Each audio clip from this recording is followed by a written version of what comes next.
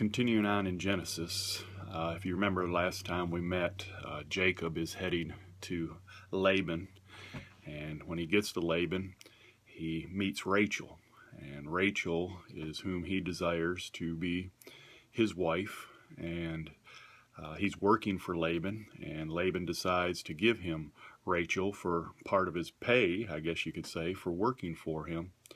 Well, Laban pulls a deceitful trick on him, and the night that they're married, he brings Leah, his oldest daughter, to Jacob, and he sleeps with her overnight and doesn't even realize it until the next morning. So he's enraged. So he worked 7 years for Rachel, but ended up with Leah.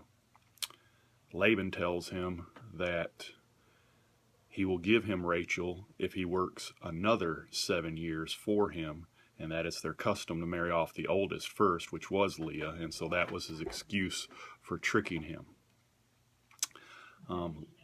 Jacob was really mad about this, but of course he agreed to do so. So it tells us that he works another 7 years after he receives Rachel. So he worked for Laban for 21 years.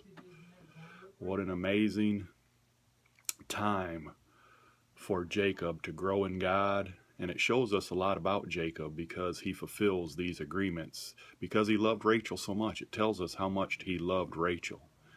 And these two women, as we go on, will become the mothers to the men who will become the 12 tribes of Israel, which is an important aspect for our faith in Jesus Christ.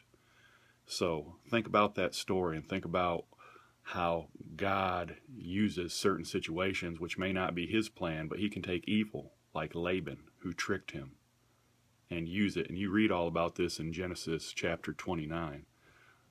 God can take evil, a man like Laban who does deceitful things, and use it for his glory and for his honor. So think about that story today, and we'll move on with the story tomorrow. Read chapter 29 on your own today. God bless you. Have a great day.